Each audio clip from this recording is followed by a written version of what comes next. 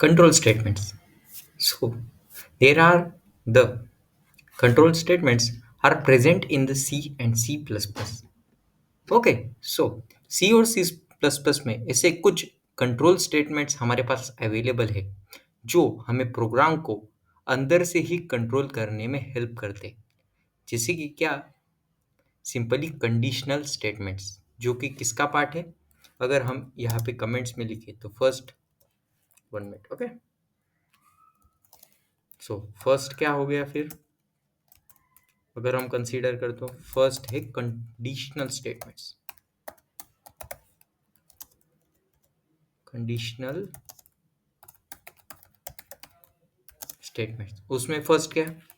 उसमें फर्स्ट है normal, using, if else etcetera etcetera. आपको तो पता होगा क्या, सिंपल इफ। ओके, फर्स्ट कौन सा है फिर? उसमें उसमें है फर्स्ट वाला। अगर हम इस तरीके से लिखे तो सिंपल सिंपल इफ। ओके, उसके बाद क्या है फिर? उसके बाद है नेस्टेड इफ एल्स या फिर इफ एल्स। नॉर्मली सेकंड अगर कंसीडर करें तो इफ एल्स। ओके, थर्ड है नेस्टेड इफ एल्स।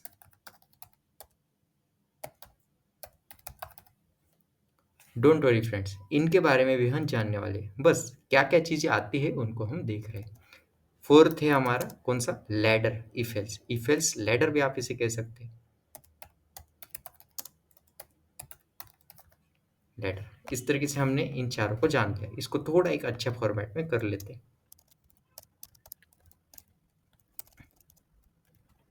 इससे क्या होगा, समझने में आसानी हो जाएगी।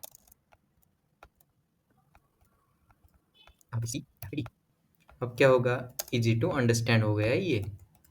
ओके, तो हमने क्या जाना? सबसे पहले नॉर्मल में हमने देखा कंडीशनल स्टेटमेंट में, जो कि है सिंपल इफ। उसके बाद क्या है हमारे पास? उसके बाद है हमारे पास if else, then nested if else and the if else ladder. उसके बाद आते हैं हमारे क्या? Ternary operators. Ternary operator. Okay, please do not go on the spelling. तो टर्नरी ऑपरेटर में दो ऑपरेटर्स हम यूज करते हैं, simply question mark and colon operator. Okay, so इनका यूज क्या है इसे भी हम देखेंगे, सो डोंट वरी। ओके, ये भी एक इफ एल्स के जैसे ही होते हैं, बट हम कम से कम सिंटैक्स में एक सेम आउटपुट ला सकते हैं। ये हो गए हमारे फर्स्ट कंडीशनल स्टेटमेंट्स। दूसरा जो है हमारा कंट्रोल स्टेटमेंट में आने वाला पार्ट, वो है हमारा कौन सा? वो है स्विच। आप ले सकते हैं स्विच कंट्रोल। स्विच से हम करते, जैसे स्विच होते हैं मल्टीपल्स, कैसे? Switch 1, switch 2, switch 3, switch 4। इसी तरीके से हम प्रोग्रामिंग में भी स्विच का यूज कर सकते हैं, जो कि इफ एल्स से थोड़े फास्ट होते हैं प्रोग्राम का फ्लो और कंट्रोल करने में। सो उसके बाद थर्ड आता है हमारा कौन सा? लूप्स। इस तरीके से हम जाने वाले हैं प्रोग्राम्स में।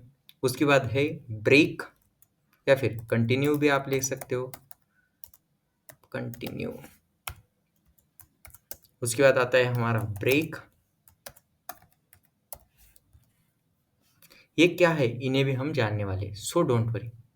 दूसरा हमने देखा स्विच, तीसरा क्या था? लूप्स। लूप्स मतलब क्या? सिंपली एक ही चीज को हमें बार बार करना हो प्रोग्राम में तो हम लूप्स का यूज करते हैं। उसके बाद कंटिन्यू। ओके, एक ही टास्क को कंटिन्यू करना। उसके बाद ब्रेक। ओके, और लास्ट है हमारा गो टू।